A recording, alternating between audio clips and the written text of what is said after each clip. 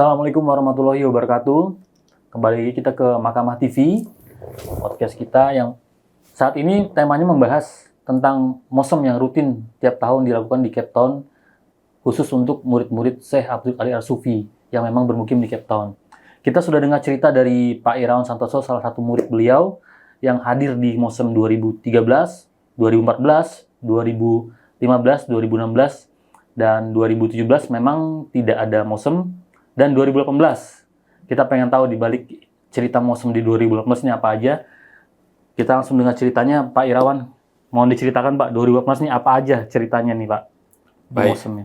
terima kasih banyak. Bismillahirrahmanirrahim. Assalamualaikum warahmatullahi wabarakatuh. Waalaikumsalam. Allahumma sholli ala sayyidina Muhammadin abdika wa rasulika nabil ummi wa ala alihi wa sahbihi wa salim. Ya, jadi ini melanjutkan perjalanan mosem, terutama yang saya alami, terkait dengan mosem Syekh Abdul Qadir As-Sufi. Nah, jadi sebelumnya sudah kita utarakan di video-video sebelumnya, kisah 2013, kemudian 2014 sampai 2017. Nah, kita akan masuk ke mosem tahun 2018. Tapi tahun 2018 ini ada kisah yang sangat menarik sekali. Terutama ini bagi saya ini sangat urgent dan penting sekali. Dan disinilah titik dimulainya fitnah bagi diri saya dan ujian. Nah, jadi fitnah itu kalau dalam bahasa Al-Quran adalah ujian. Nah, jadi saya akan ceritakan adalah pramosem. Karena mosem itu berlangsung bulan Oktober. Selalu bulan Oktober setiap tahun. Jadi tahun 2018 itu saya 3 kali ke Cape Town. Bolak-balik. Jadi dari Jakarta itu saya 3 kali ke Cape Town. Berangkat pertama itu bulan Januari tahun 2018. Kemudian berangkat lagi bulan Mei, akhir April sampai bulan Mei 2018. Itu selama 1 bulan saya menetap di Cape Town. Kemudian berangkat mosem bulan Oktober. Jadi dalam 1 tahun itu saya 3 kali berangkat ke Cape Town. Soal bagaimana dananya, walau alam itu semua udah dalam qadarullah, dalam aturan Allah Subhanahu wa taala. Tapi itulah keberkahan ketika menjadi murid Syekh Abdul Qadir. Kita diberikan kemudahan untuk bisa terbang ke Cape Town. Nah, jadi banyak orang mengatakan saya ini seperti lawyer senior saja, berangkat ke luar negeri itu selalu setiap tahun dan bahkan setahun bisa 2 kali atau bahkan bisa 3 kali. Tahun 2018 ini saya 3 kali berangkat ke Cape Town gitu. Jadi ini yang kuantitas paling banyak yang saya alami sepanjang saya mengikuti mosem, karena dalam 1 tahun sampai 3 kali. Nah, saya akan cerita yang pertama. Tahun 2018 bulan Januari. Keberangkatan pertama bulan Januari ini dimulai adalah pada bulan Desember. Sebenarnya itu ada acara. Syekh Murtada itu punya acara di, kalau tidak silap, di Pretoria atau di Durban. Saya lupa kotanya. Nah, jadi ketika itu Syekh Murtada punya acara di situ, dia datang dari Maroko, khusus datang ke sana. Dan dia meminta khusus supaya pimpinan di Indonesia ini, Amir Indonesia lah waktu itu kan, sekarang sudah dicopot gitu, untuk datang menemui beliau di salah satu kota di Afrika Selatan itu. Pretoria itu, Pretoria. kalau nggak salah di Pretoria ya. Waktu itu ada acara maulid atau apa gitu, saya lupa. Nah, karena ada titah seperti itu, maka kami pun mengurus visa gitu loh, visa ke Afrika Selatan. Biasalah di embassy. Karena ini sudah sering, maka saya pun sudah kenal dengan petugas kedutaan Afrika Selatan itu gitu. Saking saya sering yang mengurus kan. Jadi kita tidak terlalu sulit mengurus visa Afrika Selatan ini. Nah, kemudian setelah visa didapat, waktu itu yang ngurus cuma 3 orang gitu. Visa didapat, visa udah nempel di paspor, tapi kemudian diputuskan tidak berangkat. Tidak berangkat, padahal visa sudah ada. Ya karena itu ya saya ngikut saja, karena tidak jadi berangkat. Gitu, ya sudah. Tapi visa itu berlaku sampai Januari. Gitu. Jadi ingat, Indonesia ini kan perlu visa. Jadi karena visa sudah nempel dan masa berlakunya sampai Januari, sayang dong ini kalau tidak digunakan. Nah, tadinya adalah untuk memenuhi panggilan dari Syekh Murtada. Karena diputuskan tidak berangkat, ya sudah. Yang memutuskan tidak berangkat nih kedubesnya tuh? Bukan si pimpinan Amir ketika itu, gitu. Ya, Mantan Amir lah kalau sekarang. Iya. Nah, ya kan karena dia yang diminta, jadi saya kan cuma ikut waktu itu. Ya sudah, kita ikut. Tapi masa berlaku visa ini masih ada. Sampai Januari. Alhasil kemudian dibuatlah program bahwa kita mengunjungi khusus Syekh Abdul Qadir As-Sufi di luar Mosem, karena biasanya berjumpa dengan Syekh Abdul Qadir As-Sufi itu pada saat Mosem. Nah, di luar Mosem itu jarang sekali kita bisa berjumpa. Murid-murid itu jarang sekali. Biasanya ya hanya pada Mosem bulan Oktober itu aja. Nah, jadi karena ini kita punya visa masih nempel, ya udah. Kemudian komunikasilah dengan Pukara yang tinggal dengan Syekh Abdul Qadir As-Sufi, dan Syekh Abdul Qadir menyatakan welcome. Selamat datang. Jadi artinya Syekh Abdul Qadir mempersilahkan kalau mau kunjungan khusus. Gitu. Jadi ini di luar Mosem, tidak ada Mosem. Nah, karena Syekh Abdul Qadir bilang ya welcome, ya udah. Kemudian ada 3 orang lagi apply visa lagi. Jadi alhasil ada 6 orang ketika itu yang berangkat dari Indonesia dengan tujuan khusus datang ke Syekh Abdul Qadir As-Sufi. Gitu. Nah, waktu itu ya ada cerita. Karena kita sudah konfirmasi kita akan ke Cape Town berkunjung kepada Syekh Abdul Qadir As-Sufi di rumahnya di Dallas House. Nah, Syekh Abdul Qadir As-Sufi itu kemudian memerintahkan hal lain. Dia meminta supaya waktu itu Syekh Umar Fadilo. Syekh Umar Fadilo ketika itu lagi di Kuala Lumpur, Malaysia. Dia memerintahkan supaya kita juga menghadirkan Syekh Umar untuk ikut hadir di Cape Town. Gitu. Itulah ceritanya. Jadi, alhasil Syekh Umar juga berangkat ke Cape Town.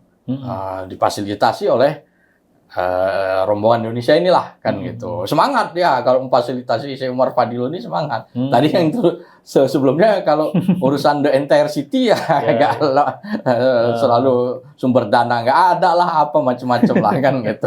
Nah itulah kelihatan bagaimana kan. Nah jadi disitulah Syekh Umar pun berangkat. Jadi kita berangkat dari Jakarta ke Cape Town. Syekh Umar datang dari Kuala Lumpur ke Cape Town. Nah, tapi pesawatnya berbeda. Ya selisihnya paling hanya sekitar berapa jam gitulah. Nah, kita nyampe lah di Cape Town. Nyampe Cape Town, terus kita sampai ke kediaman. Waktu itu kita tinggal di Muizenberg, kan gitu. Ada rumah seorang fukara. Nah, disitulah kita tinggal dan rombongan semua tinggal di situ. Termasuk Syekh Umar juga disiapkan hotelnya di situ, gitu loh, di daerah Muizenberg. Itu sekitar setengah jam lah ke kota Cape Town. Nah, begitu kita sampai, kemudian ada cerita lagi bahwa kita lagi makan siang di rumah seorang fukara itu, dijamu. Di sini mulai ada drama, mulai ada dinamika kan gitu. Jadi seorang fukara waktu itu adalah seorang Amin Mayet. Amin Mayet ini adalah seorang lawyer. Lawyer yang sangat dekat sekali dengan Syekh Abdul Qadir As-Sufi. Jadi Mayet ini menelepon pimpinan rombongan kita. Nah, dia memberikan perintah yang waktu itu membuat dia pucat ini kan. Apa tuh? Perintahnya bilangnya begini, intinya begini, bahwa kamu diperintahkan supaya untuk mengembalikan Syekh Umar kembali keluar dari Cape Town kan gitu. Syekh Umar waktu itu belum sampai kan gitu, belum mendarat lagi dia. Bingung lah dia loh, karena Syekh Abdul Qadir memerintahkan supaya Syekh Umar harus keluar dari sini. Dan yang diperintahkan itu adalah si pimpinan rombongan ini. Nggak langsung ke pimpinan rombongan, ke ya, Syekh Abdul Qadir itu nggak pernah telepon langsung, tuh nggak pernah. Dia selalu memerintahkan fukaranya. Tapi itu jelas dari Syekh Abdul Qadir As-Sufi gitu loh. Nah, hal yang selama ini gembira waktu perjalanan itu, lihat Syekh Umar juga dipanggil, ya berubah situasi. Ada apa ini? Berubah situasi. Nah, waktu itu kita jangka waktu kunjungan di Cape Town itu ya sekitar 9 hari. Gitu loh, karena tidak lama kan, masa pisahnya nggak banyak. Karena kita udah siap untuk berjumpa dengan Syekh Abdul Qadir. Nah, Syekh Umar sampai, ya jadi bingung lah, ini bagaimana menyampaikan ini kepada Syekh Umar Fadilo, karena beliau kan juga sosok yang sangat disegani kan. Ini salah satu khalifahnya Syekh Abdul Sufi. Dan dia yang membawa pengajaran dinar dirham juga di Indonesia, di Malaysia dan lain-lain. Nah, Dan pimpinan rombongan ini sangat kagum sekali dengan Syekh Umar Fadilu kan gitu. Gitu loh. Bahkan ketika itu ya terjadilah dinamika sampai ada satu orang Bukhari Indonesia bilang, saya lebih patuh pada Syekh Umar daripada Syekh Abdul Qadir, katanya sampai begitu. Ada yang mengatakan begitu kan. Waduh, saya kaget. Nah, waktu itu saya agak bingung. Ya, saya agak tenang saja hati saya karena melihat ini karena problematika perbedaan memahami pengajaran kan gitu. Yang mana sebenarnya yang harus kita amalkan? Apakah terkait dengan dinar dirham dan bagaimana pola penetrasi bisnisnya? Apakah yang itu sebenarnya pengajaran Syekh Abdul Qadir? Selama yang saya pahami dari membaca buku-buku beliau dan berinteraksi dengan Syekh Abdul Qadir secara langsung, ya nggak ada juga yang seperti itu kan gitu. Tapi kenapa di sini ditafsirkannya itu kan gitu, terkait dengan putaran dinar dirham, wah ini segala macam. Jadi kita seolah jadi marketing dinar dirham kan gitu. Nah, itulah yang jadi pergulatan dalam hati saya. Sementara dari saya akses buku-buku Syekh Abdul Qadir ya nggak ada seperti itu gitu, berbeda gitu. Karena saya mendekati Syekh Abdul Qadir itu dengan pemahaman Caliphate. Khilafah, saya memahami ini apa yang dia mau adalah seperti ini, artinya kembalinya dinul Islam, bukan kembalinya emas dan perak kan. Itu bukan yang di mention paling utama, bukan itu gitu loh. Sementara di sini seolah-olah emas dan perak itu paling prioritas gitu loh. Bagaimana itu supaya kembali ke tangan masyarakat. Nah, kan ya nanti kita akan bahas sesi khusus tuh terkait dengan hal itu. Nah, itulah jadi ceritanya. Kita sampai hari pertama di Cape Town, terjadilah kebingungan, pucat pasi, saya lihat. Nah, ya, tapi kita tetap bersama dengan Syekh Umar ketika itu karena lokasi kita di kota Muizenberg. Nah, itu ya kita masih sarapan bareng, masih mendengarkan Syekh Umar, kan itu. Tapi belum berani tuh ngomong bahwa Syekh Umar harus disuruh pergi dari Cape Town. Nah, di situ kemudian ya terjadilah friksi kan. Kalau saya memahami ya ini adalah ujian bagi si orang yang diperintahkan untuk supaya Syekh Umar ini keluar dari Cape Town gitu. Jadi ujiannya bukan buat Syekh Umar Fadilu gitu. Pada si orang ini, si pimpinan rombongan dari Indonesia ini gitu loh. Apakah dia rela atau tidak meninggalkan atau menanggalkan kekagumannya. Kalau kagum sekali atau pokoknya ya seperti mengikutilah apa semuanya. Karena Syekh Umar inilah yang jadi batu sambungan untuk soal dinar dan dirham gitu. Kalau terkait dengan itu.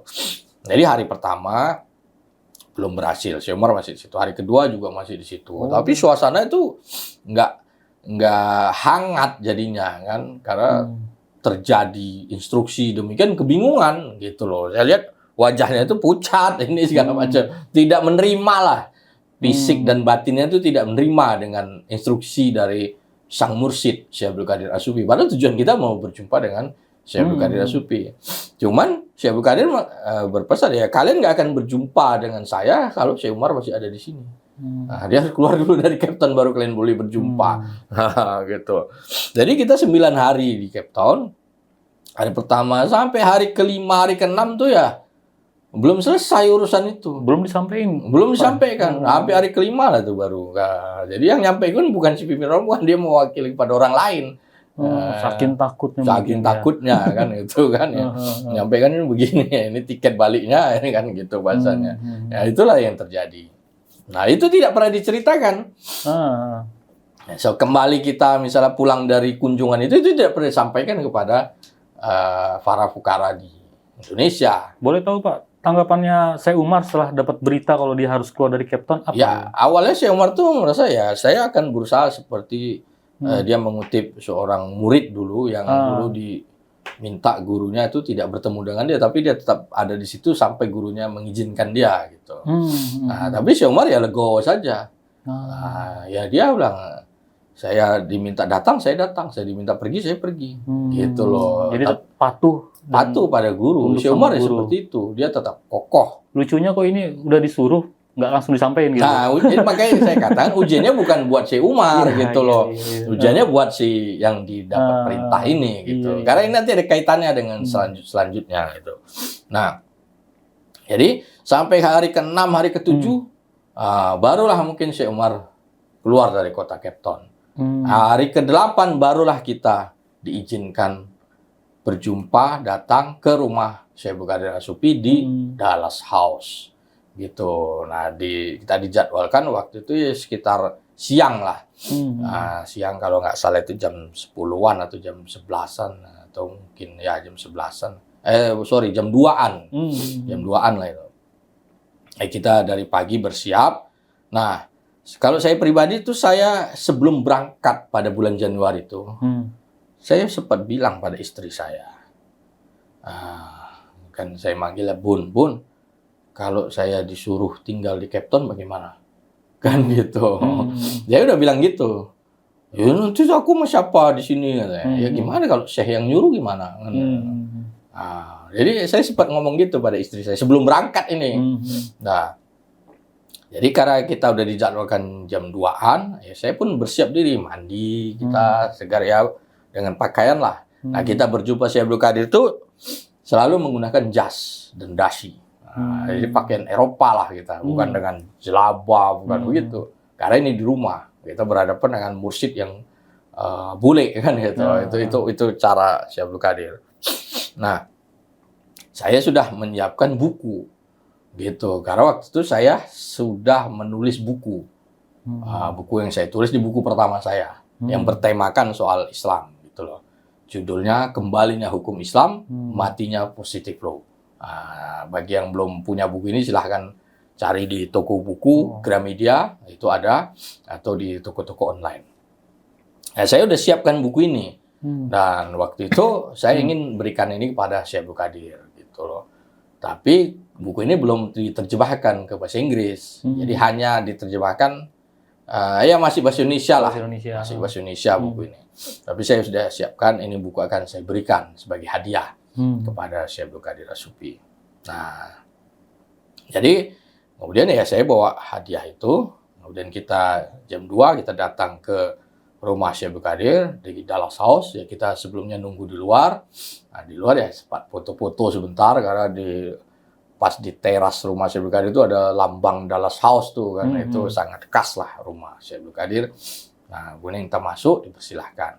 Kemudian Syekh Abdul Qadir sudah nunggu di ruang tamunya di Dallas House itu, di ruang tamu. Kemudian kita diterima oleh Syekh Abdul Qadir. Syekh Abdul Qadir tiduran. Waktu itu dia dalam posisi sudah agak susah berdiri, gitu. Dia banyak tidur telentang gini, sambil tiduran dia sambil menerima tamu-tamunya. Nah, udah datang, assalamualaikum, ya kita satu-satu bersalaman, cium tangan pada Syekh Abdul Qadir. Nah, waktu itu saya tidak bisa menyembunyikan rasa kerinduan saya pada Syekh Abdul Qadir. Jadi waktu cium tangan itu saya langsung tercurahkan air mata. Saya menangis di situ. Ya, menangis. Assalamualaikum, I'm very missing you. Sekali lagi ya bahasa Inggris saya masih ala kadarnya lah, tapi ya tahun ini udah agak mendingan gitu dibanding tahun-tahun sebelumnya. Dan saya mencurahkan air mata. Saya rasanya lega sekali bisa berjumpa Syekh Abdul Qadir As-Sufi. Nah, jadi cerita ini waktu sebelum berjumpa itu kan kita juga ada acara ziarah waktu itu ke makam Syekh Mati Bisa di Konstantia di Cape Town tuh. Waktu itu Pukara juga ada kegiatan, jadi kita juga bergabung di situ. Nah, ketika itu saya punya pikiran satu hal. Waktu ziarah itu saya berjumpa dengan Pukara yang dekat dengan Syekh Murtada. Nah, dia sangat dekat, ya dia punya hubungan saudara lah dengan Syekh Murtada. Saya nyampaikan, Sidi, bagaimana kalau saya ingin tinggal dengan Syekh Murtada 1 bulan? Bisa nggak? Oh ya silakan, atur aja dengan Syekh Murtada, kata dia gitu. Jadi saya merasa saya harus punya perlindungan gitu loh dengan kegalauan situasi apa yang terjadi di Indonesia ini kan itu terkait dinamika pengajaran Syekh Abdul Qadir kan. Jadi itu 3 hari sebelum berjumpa Syekh Abdul Qadir gitu loh. Jadi saya pikir saya pengen 1 bulan lah bersama Syekh Murtada. Waktu itu Syekh Murtada masih mursyid, masih mursyid yang ditunjuk Syekh Abdul Qadir gitu. Yaitu di Maroko. Saya punya rencana itu. Nah, kemudian jumpalah dengan Syekh Abdul Qadir. Semua yang dari Indonesia sudah masuk. Kemudian Syekh Abdul Qadir mengucap kata pertama itu satu. Setelah dia mengucap salam, membalas salam, dia mengucap satu kata itu pada satu orang, si pimpinan tadi. Not fair, why you leave me, kata dia. Tidak fair, kenapa engkau meninggalkan saya? Why you leave me? Ini nggak tahu saya nih ceritain ini. Nah, ini memang tidak pernah diceritakan gitu loh. Oke. Tapi ini penting untuk mengclearkan situasinya gitu loh. Nah, jadi memang ini tidak pernah diceritakan. Jadi not fair. Jadi Syekh Abdul Qadir sudah berkata itu. Dan itu tujukan pada satu orang, bukan pada semuanya. Bukan satu rombongan, tapi satu orang. Satu orang. Ya kemudian ya beliau sempat berucap. I want to stay. You want to stay? Apakah engkau mau tinggal? Ya cengeng-cengeng aja. Seolah-olah itu maknanya adalah tinggal itu menetap di situ atau apalah. Jadi nggak memahami maknanya, makna tersirat. Padahal ini seorang sufi besar Ya, yang bicara. seorang mursyid itu selalu menggunakan isyarat, bahasa-bahasa isyarat. Maknanya itu dalam sekali, gitu loh. Nah. Ya orang yang yang dituju itu ya tidak memahami. Saya melihat dia tidak memahami makna itu gitu loh. Menganggap itu biasa-biasa. Ingat kejadian sebelumnya. Yang soal ada yang suruh datang, ada yang suruh pergi, ada yang suruh begini, begitu kan itu ada keterkaitan. Bukan tinta, ada keterkaitan gitu loh. Nah, kemudian ya karena saya sangat surprise bisa berjumpa Syekh Abdul Qadir, ya saya senang saja gitu. Dan saya merasa itu bukan problem saya kan gitu. Nah, ada suasana hening di ruangan itu, tidak banyak percakapan yang terjadi. Nah, disitulah kemudian satu persatu memberikan hadiahnya yang sudah dibawa. Nah, datanglah yang dari Bintan nih, waktu itu dia tinggal di Bintan. Dari Bintan dia membawa koin, membawa pin Kesultanan Bintan. Bawa pin Kesultanan Bintan itu diberikan pada Syekh Abdul Qadir dan membawa syal semacam selendang itu lambang Kesultanan Bintan. Dari Kesultanan Bintan. Tapi tidak bawa dirham Kesultanan Bintan, itu nggak ada di bawahnya. Itu kemudian dipakai oleh Syekh Abdul Qadir. Syalnya itu, nanti ada fotonya itu. Syekh Abdul Qadir menggunakan itu dan pin. Kemudian ada juga yang si pimpinan itu memberikan dirham dari yang dicetak dengan logo Amirat Ketapang gitu loh. Ya, Syekh Abdul Qadir sempat mengangkat dua-duanya, pin Kesultanan Bintan dan dirham ini. Nah, dia lihat gini dua-duanya, kemudian dirhamnya itu ditaruh. Ditaruh, kemudian ini. Ya memang dia sempat berucap soal dirham. Inilah apa yang selama ini saya perjuangkan. Dirham maksudnya kan gitu.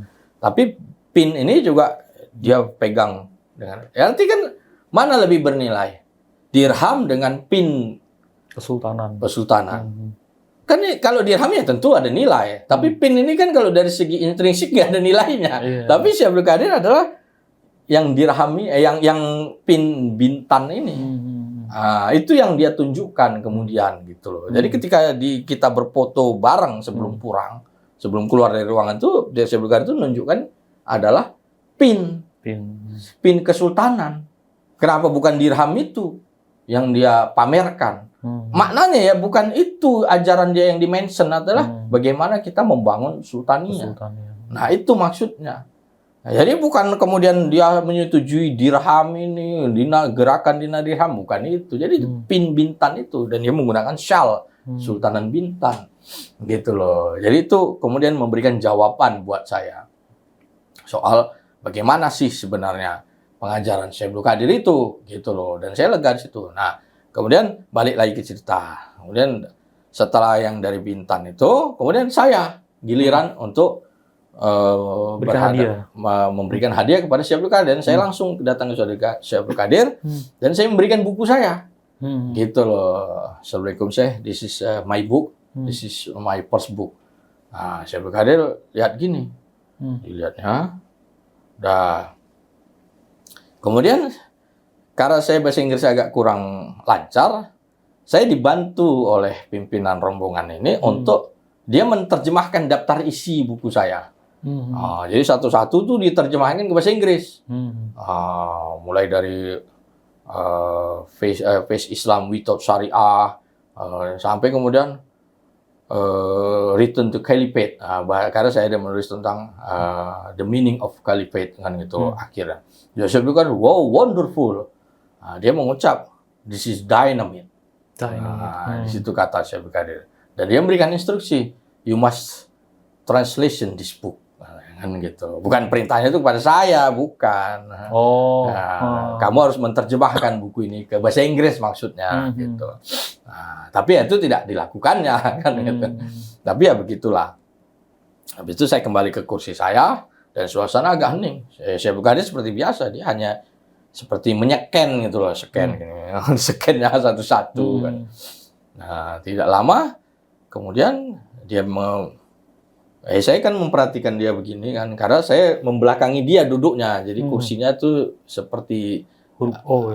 Huruf O, jadi saya membelakangi dia. Saya memperhatikan dia mengangkat buku saya gini, dan dia kemudian berucap, Irawan Santoso, you must stay. Gitu. Itu dibilangnya, you must stay.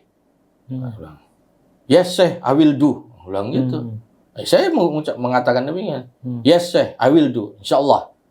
You must stay. Nah, itulah perintah stay. Saya disuruh stay. Stay dalam makna zohir wal batin. Nah, jadi zohirnya saya suruh stay di Cape Town. Dan batinnya ya saya harus tetap bersama dengan pengajaran Syekh Abdul Qadir As-Sufi. Menjaga pengajaran beliau gitu loh. Nah, tapi perintah itu datang dari Syekh Abdul Qadir. Nah, tapi kemudian kalimat itu dibelokkan gitu loh. Ada beberapa orang fuqaha itu mengatakan ya itu karena ya, jadi sebelumnya itu ada cerita sebelum waktu masih di rumah di Muzembek nih tempat saya tinggal, saya memang sudah merapikan koper saya gitu loh. Saya seperti orang yang siap pindah. Nah, jadi ada fuqaha dari Ketapang, Pak Uso gitu dia nanya, "Kita mau pindah tempatnya?" "Enggak, Pak Uso, saya cuma merapikan koper aja. Nanti kalau misalnya sewaktu-waktu saya udah siap gitu loh. Itu loh bahasanya. Jadi saya udah siap, koper saya udah rapikan, jadi udah packing lah bahasanya. Sebelum berangkat berjumpa dengan Syekh Abdul Qadir gitu. Saya tanya begitu. Nah, jadi waktu itu ya udah pulang dari situ, kemudian kita salaman. Kemudian ditanya ketika itu ada yang nanya pimpinan rombongan, kami memerlukan guru gitu loh untuk di Ketapang. Nah, Ketapang. Jadi Syekh Abdul Qadir kemudian memerintahkan Dr. Iqbal, fuqara yang stay bersama dia, panggil son of Dr. Iqbal, Biuli? No. Son of Wazani. Jadi dipanggillah namanya Ahmad Wazani. Ahmad Wazani ini adalah fuqara yang tinggal di rumah Syekh Abdul Qadir. Ayahnya adalah Syekh Wazani. Ini dulu ulama besar dari Granada. Dan beliau memiliki banyak murid juga di Granada. Beliau yang mendukung pengajaran Syekh Abdul Qadir As-Sufi gitu loh. Jadi anaknya ini tinggal di rumah Syekh Abdul Qadir As-Sufi, Ahmad Wazani. Jadi Ahmad Wazani dipanggil. Kemudian karena tadi permintaan ada seorang guru yang perlu mengajar di Ketapang khususnya, dipanggil. Bersama orang ini seperti 1000 orang, kata Syekh Abdul Qadir As-Sufi. Menunjukkan bagaimana Ahmad Wazani ini. Gitu. Dari situlah kemudian beliau diperintahkan untuk ke Indonesia. Ahmad Wazani, terutama ke Ketapang. Nah, saya kan perintahnya stay. Gitu. Stay di Cape Town. Jadi stay itu ya dua makna tadi, zohir wal batin saya maknai. Nah, kemudian kan setelah kita bubar, pulang, pikiran saya memang waktu itu agak pendek. Bahasanya gini, menurut saya ya stay itu bukan artinya bisa tinggal di rumah Syekh Abdul Qadir. Saya pengennya begitu kan gitu. Rupanya stay itu ya stay di kota Cape Town bersama Syekh Abdul Qadir. Jadi sewaktu-waktu kapan Syekh Abdul Qadir perlukan saya bisa datang gitu loh. Harapan saya bisa tinggal bersama Syekh Abdul Qadir kan di Dallas House. Wow, Masya Allah itu kan luar biasa kita bisa menetap di situ gitu. Memang sempat juga sekali waktu lah. Nah, Jadi besoknya kan rombongan pulang. Nah, visa saya kan habisnya itu masih ada jangka waktu seminggu lagi. Jadi kita punya visa itu 2 minggu gitu. Agak panjang memang. Seminggu lagi habis. Nah, jadi tapi yang lain udah pulang karena tiketnya udah jadwal pulang tuh besok. Yang lain pulang, saya tetap tinggal di Cape Town. Saya nggak pulang. Nah, saya telepon istri saya di Jakarta. Aku kayaknya nggak balik gitu. Oh, kamu beneran disuruh tinggal di Cape Town? Iya, saya minta aku gitu. Lo beneran itu kan gitu. Kaget dia. Kaget dia dengar cerita itu. Lo itu beneran kan. Iya, sebenarnya minta aku tetap di Cape Town. Oh, ya udah kalau kayak gitu katanya. Nah, itulah alhamdulillah punya istri yang bisa mensupport perjuangan. Jadi yang lain pulang, saya tetap di Cape Town sendirian.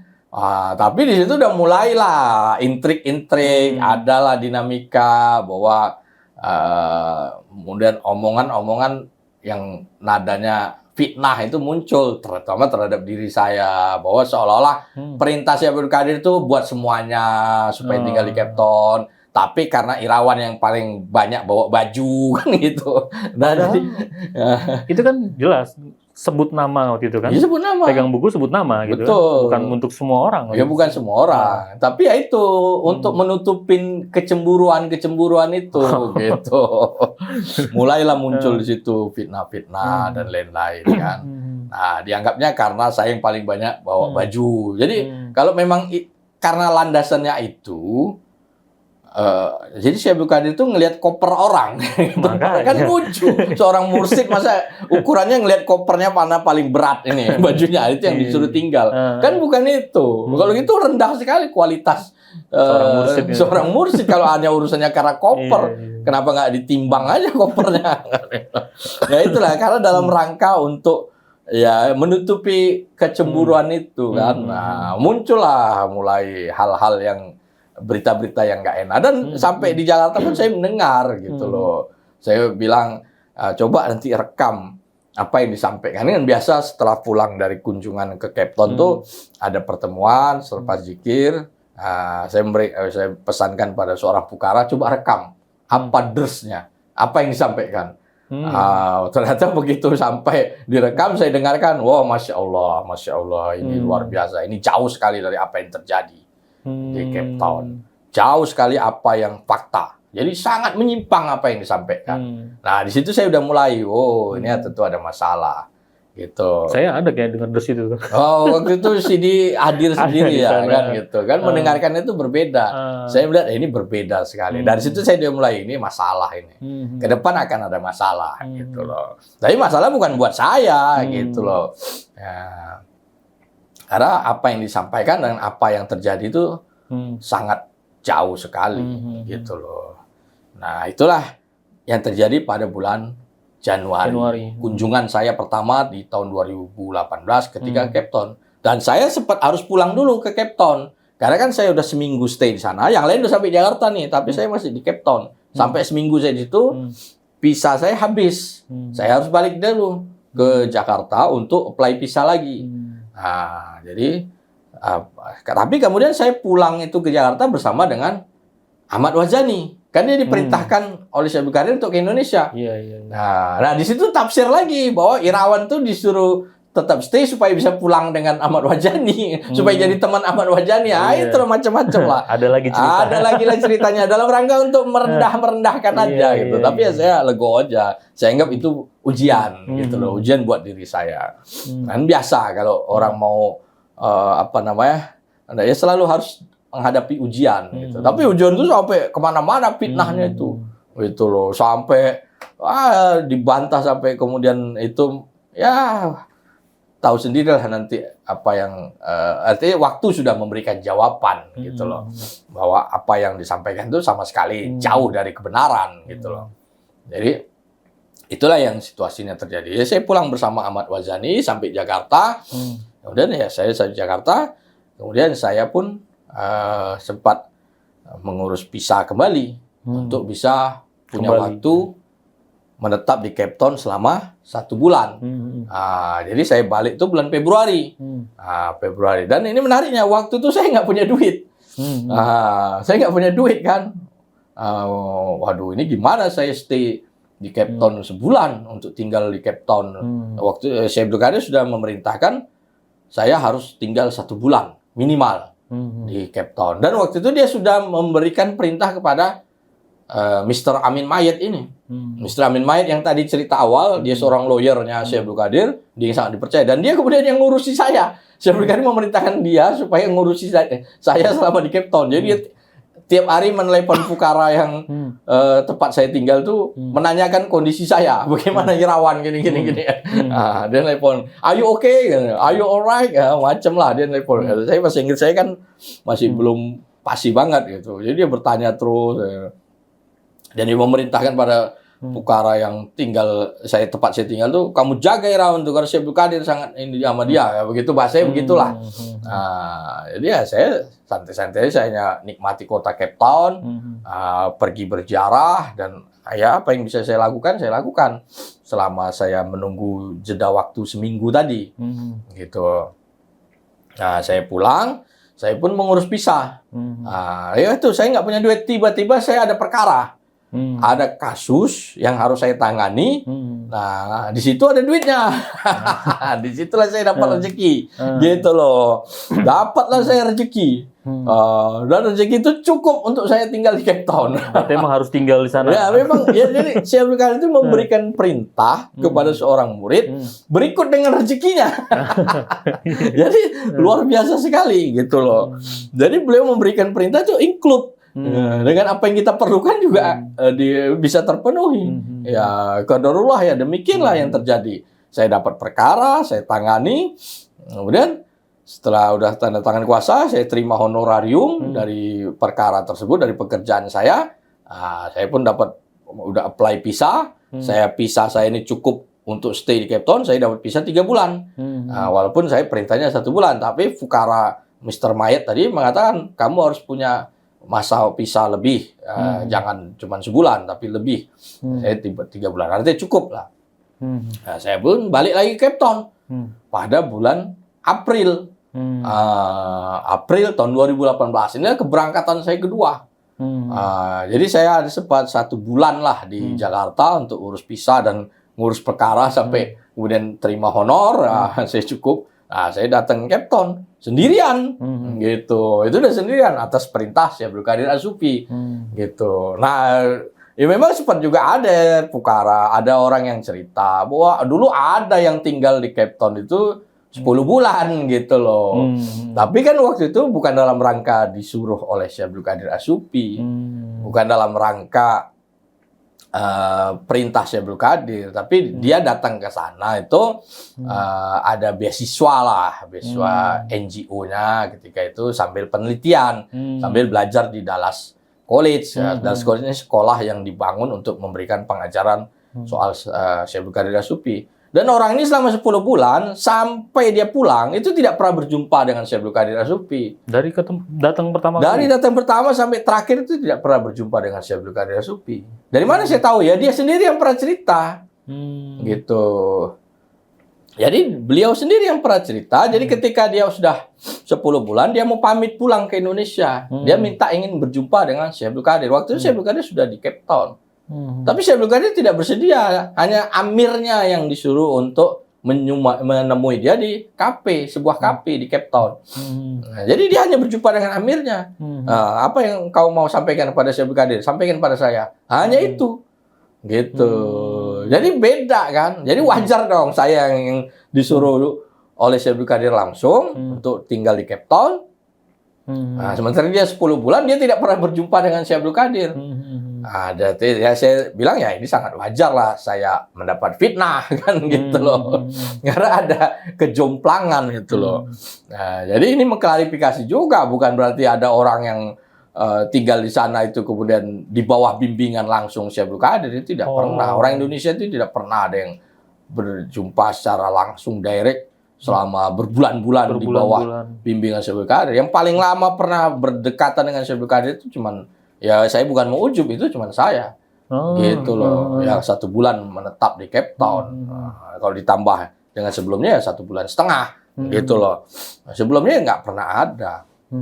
Nah, itulah cerita dengan Syekh Abdul Qadir As-Sufi itu. Jadi kemudian saya berangkat ke Cape Town, itulah menetap sebulan. Mungkin kita sampai di sini dulu supaya cerita ini nanti bisa kita potong sehingga kita tahu cerita yang sebulan ini saya mendapatkan apa saja selama saya menetap di Cape Town. Sekaligus musimnya. Musimnya nanti. Oh nanti. Nah, itu kan bulan Oktober. Oktober. Ini kan masih bulan April sampai Mei saya tinggal di Cape Town. Ini yang keberangkatan kedua dalam tahun 2018. Karena selama sebulan di Cape Town ini saya mendapatkan banyak hal dari Syekh Abdul Qadir As-Sufi dan pengajaran beliau. Nah, nanti kita akan ceritakan di sesi selanjutnya. Penasaran sebenarnya sih, Pak. Ya, pengen lanjut sebenarnya sih. Tapi Pak Irawan bilang di sesi berikutnya, mungkin dari pemirsa yang lain pun juga penasaran. Sebulan ini apa aja yang Pak Irawan terima langsung dari Syekh Abdul Qadir As-Sufi. Tapi kita rehat dulu. Cukup sekian dan terima kasih. Assalamualaikum warahmatullahi wabarakatuh. Waalaikumsalam.